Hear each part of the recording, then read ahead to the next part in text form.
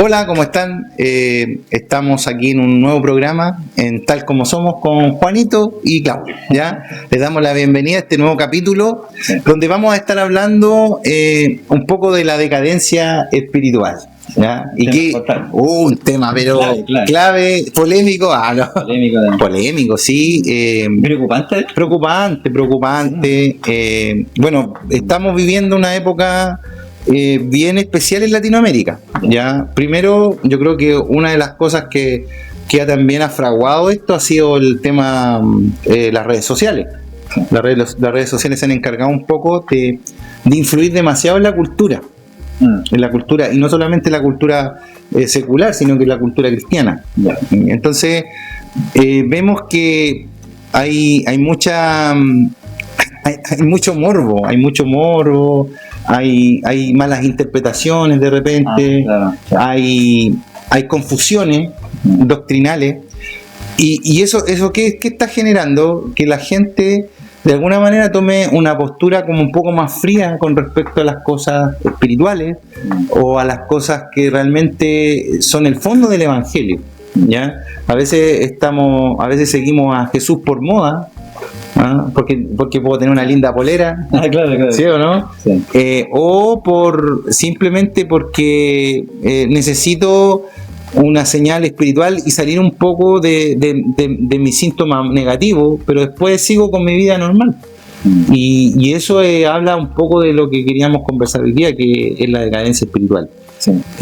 Hablábamos delante con Juan antes de partir este capítulo, y él me mencionaba eso. Tú me mencionabas esto de que es algo que tú estás viendo continuamente. Claro, hay como una lectura, porque si nos damos cuenta 10 años atrás, una de las cosas que identificaba al cristiano o a la iglesia era efectivamente las manifestaciones. La iglesia pentecostal sí se conocía, por un lado, como dice, quizá hoy día se presta un poco más para la burla, porque efectivamente las manifestaciones del Espíritu Santo, la gente danzando, hablando en lengua, que hoy el hecho de tener un celular donde eso se graba, hace que también se preste para un doble de interpretación, ¿cierto? Y la gente escribe comentarios que son más negativos, porque no lo entienden, no lo saben. Entonces, eso, lo que dice usted, es muy importante. Quizás ha hecho que la iglesia vaya menguando en esa parte y decir, ya no vamos a hacer tantas manifestaciones espirituales, las controlamos un poco, para no caer en ese comentario negativo, o la gente nueva, como casi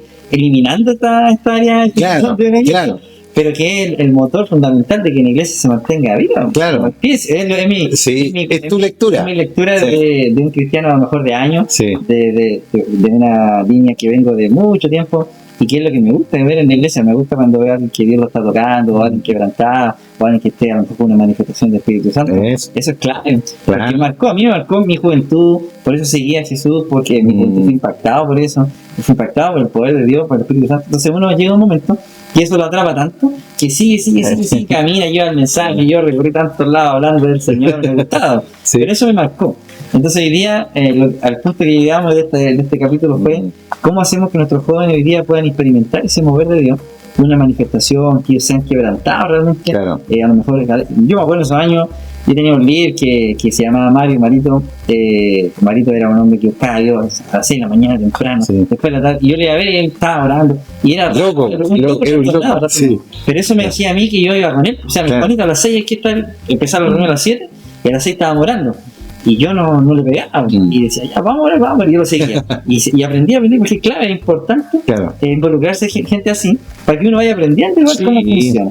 Pero hoy día, a lo mejor la responsabilidad ahora cae en nosotros, que somos los adultos de los líderes, y decir, me gustaría ser el Mario de ese tiempo con mi generación de hoy. Bueno. Ese es mi anhelo. Y buen desafío, muy buen desafío, Juan, que tú planteas.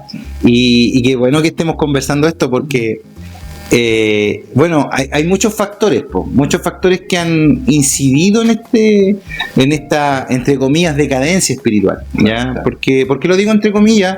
Porque también hay una generación un poquito que razona más, que filtra más. O sea, nuestros chicos no son chicos así como que les cuesta, uno los ve callados, pero son súper inteligentes. O sea, esta es la generación más inteligente que pisa la tierra. Hoy día tiene mucha información, acceso a muchas cosas, y eso quizás también nos tiene un poco abutagados.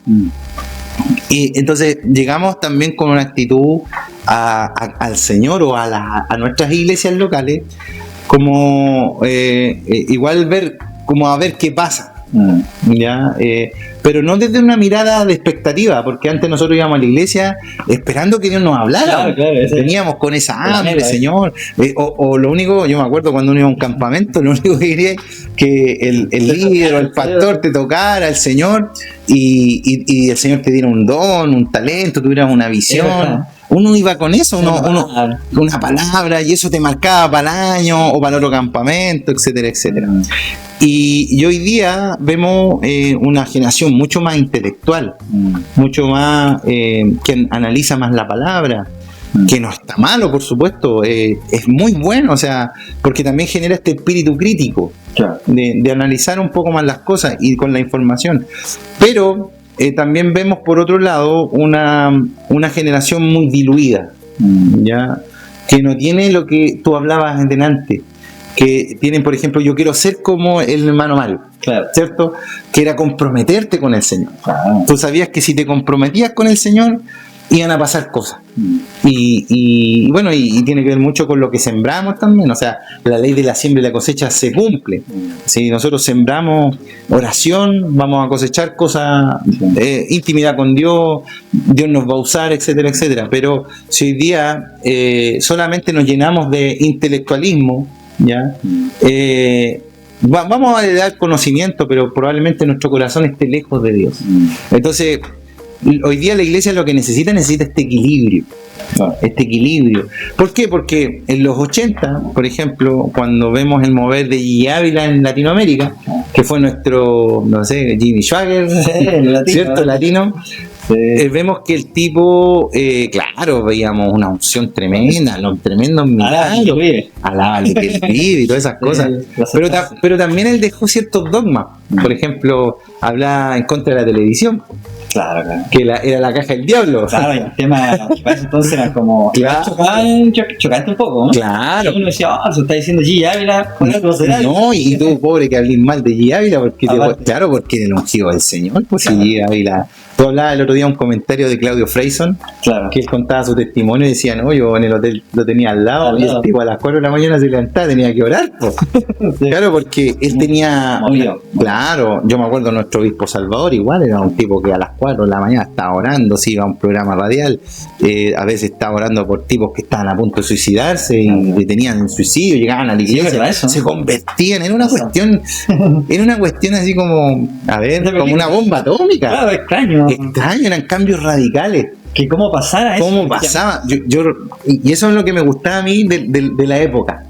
Que tú veías el tipo que llegaba, que sabías que era el curado del barrio, o el drogadicto que estaba perdido, conocía a Jesús y el cambio era tremendamente radical. Mira, entrando en ese punto, yo me acuerdo, yo estaba muy chico, y me acuerdo que en ese entonces había un grupo de varones que iban a predicar a la cárcel de San Miguel. Y como yo era hombre, pero era chiquitito, estaba como la Noemí, pequeñito, 8 o 10 años, y tocaba la guitarra conmigo. Entonces nosotros nos llevaban como parte del grupo de alabanza y entrábamos acá a la cárcel a cantar. Y yo me acuerdo, tengo en mi memoria, gente que en ese momento, los predicadores de esos años, quizás hombres más sencillos, humildes, no tan preparados como hoy, predicaban en la cárcel y pasaban casos muy puntuales de gente que salía de su vida, del delito, de tantas cosas, y que después seguían al Señor, pero con todo. Era una cuestión impresionante de cómo ellos y su familia. Yo vi casos hasta el día de hoy, me acuerdo, de personas, de nombres, que siguieron al Señor y que después fueron predicadores de los batallas, saliéndolos de la casa. Y después pastores, o a veces, bueno, no sé, tú ves tipos, de repente, yo me he encontrado con casos de tipos que así rematados de malo y pasaban los años y después a los tipos te los encontráis. No, yo hoy día tengo un negocio, tengo un mini market, formé una familia y ayudo a la iglesia. Claro. Entonces, claro, ¿por qué? Porque era como un mover más violento, como quebraba todos los esquemas, y eso quizás cuando tú ves ejemplos así o testimonios así, te impactáis, o sea, los vecinos de la cuadra decían, en realidad Dios existe, y este Dios de los que me predican es real. Justamente. Pero hoy día vemos tanta información, vemos tanta, entre comillas, no sé si decir basura, pero pero cosas que han empañado, escándalos también, claro. Muchos escándalos. Es que está más visible también. Está más visible. Ahora, por un lado es bueno porque uno se cuida más, también. Hay que cuidarse mucho, hoy día hay que cuidarse de lo que uno habla, de lo que uno dice, de lo que uno expone en su red social, hay que ser prudente. La Biblia habla de eso, de que a veces nuestra libertad va a ser piedra de tropiezo para los más pequeños. Claro. Entonces a veces como que abusamos un poco de este libre albedrío que Dios nos dio y creemos que ya estamos en la gracia. Sí, está bien, pero eso también puede generarle un daño a uno que no conoce al Señor o que está comenzando. A veces hay comentarios nuestros que por soberbia podemos dañar a otro. Entonces yo creo que hoy día necesitamos una generación que busque este equilibrio, este equilibrio que Jesucristo lo logró. Mucho conocimiento, pero también mucha espiritualidad. Claro. ¿Cómo podríamos en este caso, ya hemos visto lo que está sucediendo en la iglesia en términos generales, ¿cierto? No todas tampoco, para no, ¿cierto? Encasillarlo a todos, pero sí hemos visto esta problemática. Ahora, ¿cómo nos podría usted como pastor desde su mirada decir cómo solucionamos esto? ¿Cómo podemos trabajar en esta área? Y que los que estén ahí en casa digan, oye, tiene toda la razón el pastor, claro. Pero a lo mejor, ¿cómo lo podemos contrarrestar? ¿Cómo podríamos, no sé si habrá una fórmula o habrá algo que podamos decir, apliquemos esto? ¿Cómo lo vería usted desde su punto de vista? Hay una iglesia en el libro de Apocalipsis, me parece que es la Odisea, no quiero estar equivocado porque no ando con la Biblia aquí abierta, pero que dice que ellos cumplían en todo, ¿cierto? En hacer las cosas bien dentro de los parámetros, en ayudar al prójimo, en, no sé, hacer una buena alabanza, todo. Pero algo les pasó, ellos perdieron su primer amor, ¿cierto? Porque dice, tengo algo contra ti, que has perdido tu primer amor. Y yo creo que hoy día necesitamos hacer esa vuelta. ¿Por qué? Porque vivimos inmersos en el mundo digital. Sí. De hecho, si nosotros hacemos una pregunta en general, imagínate que la gente pasa hasta 5 o 6 horas en el teléfono. Bien. O sea, gran cantidad de su tiempo útil lo ocupa en el celular, en el teléfono. Eso está muy digitalizado todo. Y al estar digitalizado todo, vivimos un desorden. Es un desorden incluso cognitivo. Que esta cuestión nos ha afectado a todos. O sea, sí, claro. Hoy día tenemos poca atención, ¿no? Menor producción en los trabajos. Claro. En vez de trabajar. Entonces, eso repercute en el mundo normal, en el mundo natural. ¿Qué pasa? Que se ha generado como un desorden. Entonces, cuando hablamos de volver al primer amor, a tus primeras obras, volver a las primeras obras, porque eso es lo que le dice el ángel de Jehová a Juan en el libro de Apocalipsis. Vuelve a tus primeras obras. Y yo creo que tenemos que comenzar de nuevo como a hacer un reset. Claro. Como que cuando uno ve que el computador anda mal, ¿cierto? Lo reseteamos. O con los teléfonos, si el teléfono está saturado todo, sí. Hay una opción que dice vuelva a restablecer las opciones de fábrica. Claro. Y hoy día creo que muchos de nosotros necesitamos hacer ese ajuste. ¿Por qué? Porque lo que en realidad movió a Dios fue el amor que le tenía al hombre para salvarlo, porque el hombre se iba a perder, claro. ¿Cierto? O sea, el tema central de la escritura es la salvación del hombre. Si tú analizas de Génesis a Apocalipsis, constantemente está diciéndole, oye, estás haciéndolo mal, pecaste, ya te mando te mando un rey, te mando un juez, te mando un profeta, después te mando a Jesús, y en Jesús, bueno, arregla todo. Pero es volver al principio, es volver al primer amor, volver a las primeras obras. Y hoy día la iglesia tiene que volver a las cosas esenciales, el amor, el buen trato, la buena comunión, un corazón limpio. Porque yo veo, por ejemplo, lo que pasa en redes sociales, que nos volvemos competitivos. Claro. Hoy día nos hemos puesto a mirar la iglesia al lado y parece que el pastor compite con la iglesia al lado, claro.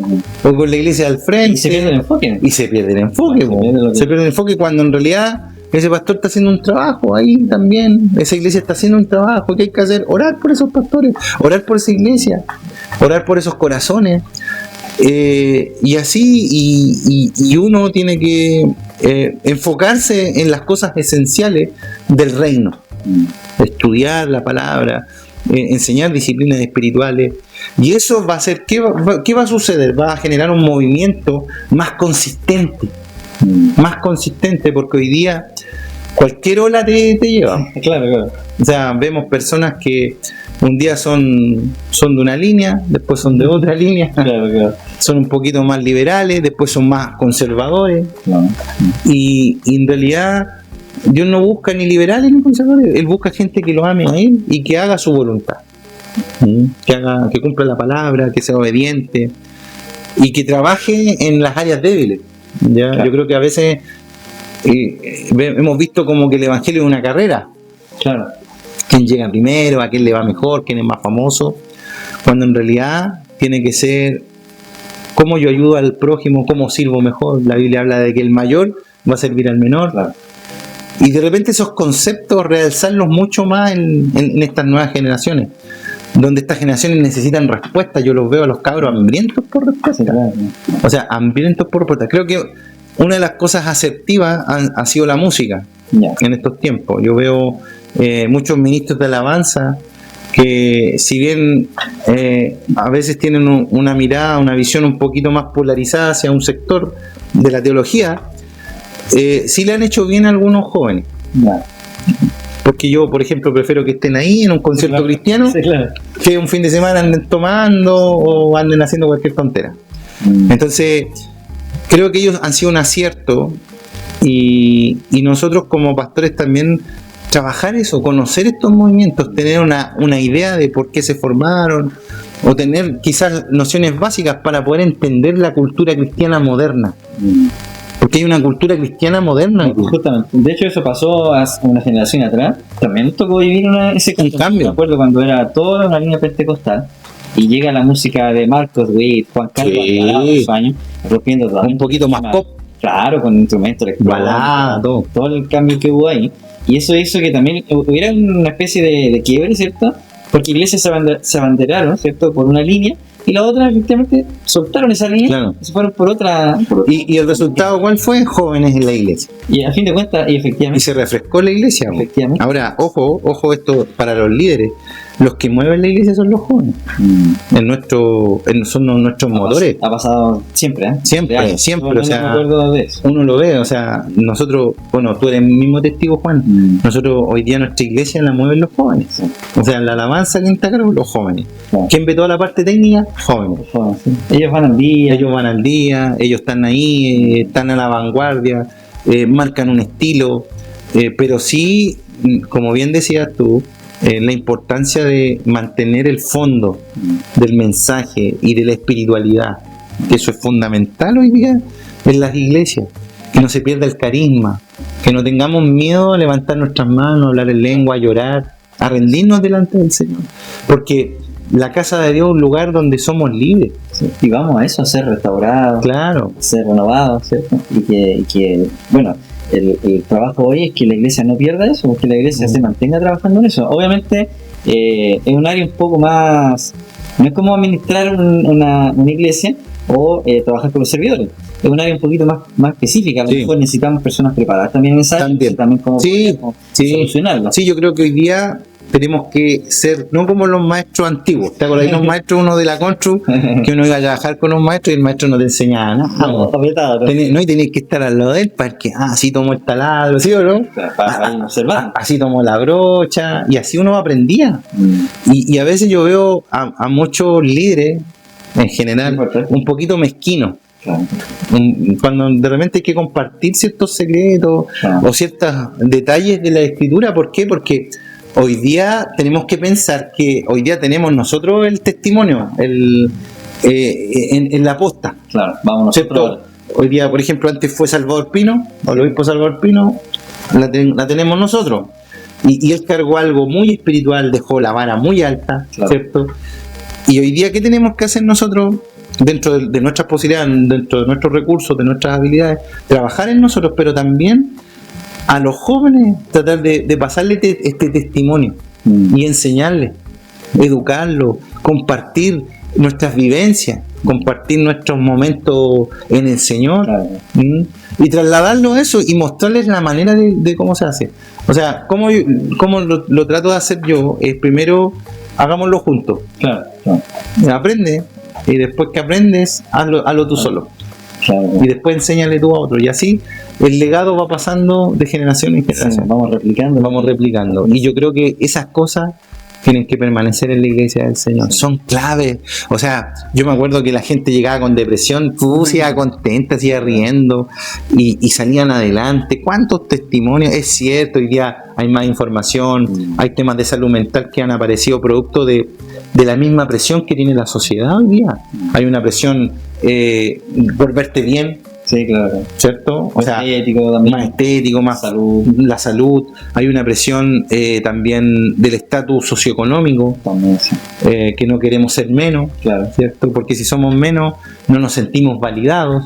Entonces esto, la red social y todo lo que es el mundo digital, esto es como que lo potenció más. Entonces, ¿qué está generando? Está generando una generación enferma con problemas de salud mental muy heavy, mucha ansiedad, mucha crisis existenciales, hay vacíos. ¿Por qué? Porque es muy exigente esto, están bajo mucha presión. O sea, súmale sostener un hogar, trabajar, ser así, y más encima que la iglesia también genera una cierta presión, claro. El servicio genera una presión, llevar un mensaje genera una presión, entonces finalmente terminas colapsando, no descansas, y eso habla de un poco el desorden que hay. Claro. Por eso tenemos que volver a nuestras primeras obras, tenemos que ordenarnos, comenzar de nuevo, ir evaluando. Mira, en esto, por ejemplo, hay batallas que uno no tiene que pelear. Sí, claro. Esa es parte de lo que se trae, sí, hay batallas que uno no tenemos que pelear, hay luchas no tenemos que hacerlas. Sí. Para nosotros hacer este podcast es importante porque sabemos que aquí estamos entregando herramientas también para que la gente vaya caminando y herramientas para la iglesia. Esto va a quedar para todos, así que tómenlo, les va a servir, y eso, o sea, tratar de dejar un legado, que es lo que dejó nuestro obispo, nosotros, y nosotros también dejarlo a estas nuevas generaciones que son fantásticas, son tremendas. O sea, tenemos hijos geniales que aman la iglesia, les gusta la iglesia, predican. Tenemos un gran desafío, ¿cierto? Nosotros somos los adultos, ¿cierto? De la casa, y tenemos que ser puente de bendición para toda nuestra juventud, nuestros niños, y nosotros dejarle el legado. Yo me acuerdo, hay una historia bíblica donde cuando me parece que aparece Jueces 2, cuando ellos llegan a la tierra prometida y Josué muere, toda esa generación muere. Entonces, ¿qué pasa? Que todos dejan hablar de los milagros del desierto, dejaron de contar la historia. Y ahí empieza la época de los jueces, donde es una época cíclica, donde los tipos se empiezan a meter con otros pueblos, se contaminan, pecan, se vuelven idólatras, aparece un juez, Dios los liberta y recuperan la tierra, y después vuelven a pecar. ¿Por qué? Porque ellos olvidan la historia. Importancia. Por eso nosotros somos esa generación ancla que tiene que acordarse siempre y llevar la unción, llevar la palabra, llevar lo carismático de una forma sana también. Claro. No es necesario que tampoco nos volvamos, y que no sea el centro del mensaje, pero sí que esté siempre presente en nuestros discursos, en nuestras predicaciones. Dios siempre tiene que hacer algo, Dios siempre quiere hacer algo. Así que les dejamos invitados para nuestro próximo capítulo. Han estado buenos los capítulos. Han estado geniales. Así que vamos a seguir grabando y haciendo cosas. Así que danos tu like, ¿cierto? Ahí díganos también de dónde nos ven, para saludarles también. Y bueno, síguenos en nuestra plataforma Mire Linares en Instagram y en YouTube, ¿ya? Los despedimos, que el Señor les bendiga, y tal como somos. Bendiciones. Chao.